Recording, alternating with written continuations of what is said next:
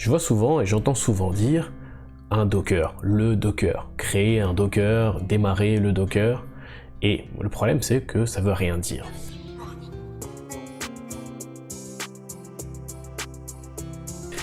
Bienvenue sur Cocadmin, la chaîne de ceux qui veulent percer dans l'admin système, l'admin Linux, de DevOps et le cloud. Et aujourd'hui on va parler de pourquoi il ne faut pas dire un Docker. La semaine dernière, j'étais sur le site Journal du Hacker, qui est un site qui n'a rien à voir avec le hacking, mais qui est plus pour les développeurs et les sysadmins. Il y a pas mal d'articles et de vidéos assez intéressantes là-dessus. Et je suis tombé sur un article sur Docker pour débutants. Donc je me suis dit que je vais aller voir pour voir comment c'était fait, comment c'était expliqué. Et dès la deuxième ligne, l'article parlait de créer le Docker.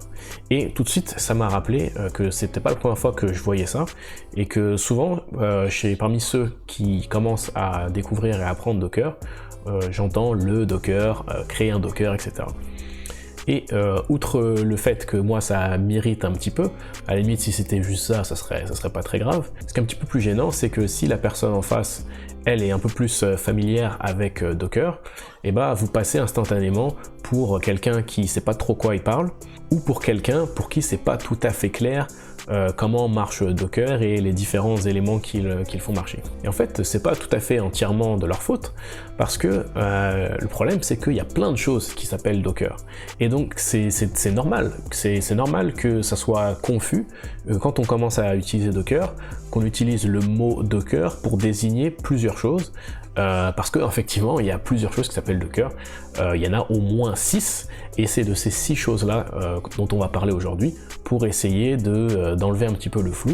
On va faire une vidéo un petit peu de vocabulaire pour mettre un petit peu des mots sur chacun des éléments qu'on utilise pour utiliser Docker. Alors, la première chose qui s'appelle Docker, c'est pas forcément la chose à laquelle on fait le plus souvent référence, mais Docker à la base c'est l'entreprise. L'entreprise s'appelle Docker et son produit, ou du moins sa technologie, s'appelle aussi Docker, et pas mal de leurs produits, il y a Docker Swarm, le Docker Engine, Docker Enterprise, tout s'appelle un petit peu Docker. Donc effectivement c'est un petit peu difficile de s'y repérer, de s'y retrouver dans tout ce mélange de mots, mais la première chose c'est que c'est une entreprise. La deuxième chose c'est le Docker Engine. Ça se dit Engine? Engine, c'est Engine. Google Translate Engine. Engine. On dit engine, moi je dis engine tout le temps, mais c'est pas bon.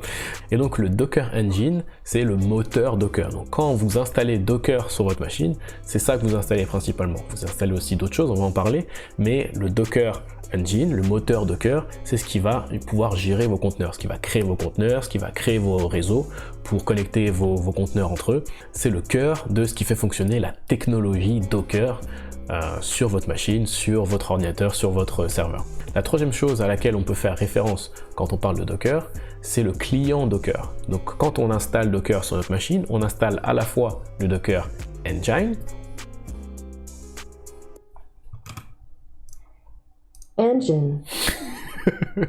à la fois le Docker Engine, mais aussi le client Docker qui va nous permettre d'interagir avec le moteur Docker. Quand on tape la commande docker run blablabla, on utilise le client Docker qui va faire un appel au moteur Docker pour pouvoir démarrer un conteneur. Et donc le client Docker, c'est simplement un exécutable qui connaît le langage pour communiquer avec le moteur Docker. La quatrième chose à laquelle on peut faire référence quand on parle de Docker, c'est un conteneur Docker. Et là, c'est à ça que font souvent référence ceux qui disent un Docker ou le Docker, et c'est le conteneur, donc c'est-à-dire quand on fait notre commande docker run blablabla, il y a un conteneur qui va être créé dans lequel va tourner une application, etc. Les conteneurs, la technologie des conteneurs, c'est quelque chose qui est dans le kernel Linux et qui existait bien avant que l'entreprise Docker existait.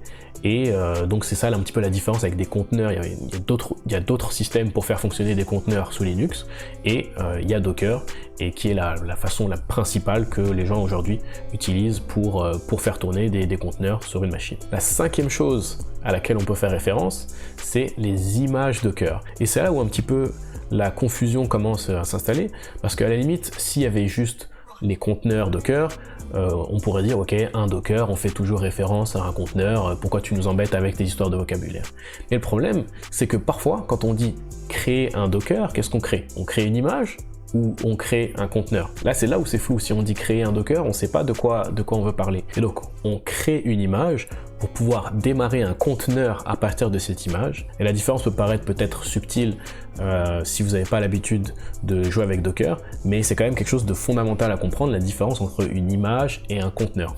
La sixième chose dont on peut parler quand on parle de Docker, eh ben, c'est tous les autres produits de Docker, parce qu'il y en a plein, j'en ai cité un petit peu tout à l'heure, mais Docker Swarm par exemple, qui est de moins en moins utilisé parce que de plus en plus de personnes utilisent Kubernetes, mais il y a aussi le Docker Hub, qui est là où on upload, où on dépose nos images publiques. Mais bon, ça en général, il y a un petit peu moins de confusion parce que le Docker Hub, le Docker Swarm, Docker Enterprise, il y a un petit mot qui est associé avec, donc c'est un petit peu moins confus.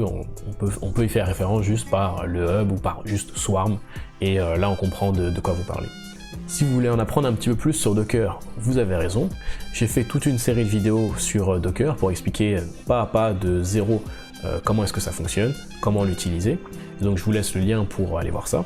Et pour ceux qui veulent sérieusement se mettre à Docker, je vous suggère très fortement de vous inscrire à la newsletter, le premier lien dans la description, parce que je suis en train de préparer quelques petites surprises à ce sujet. On se retrouve la semaine prochaine, ou tout de suite dans la série sur Docker.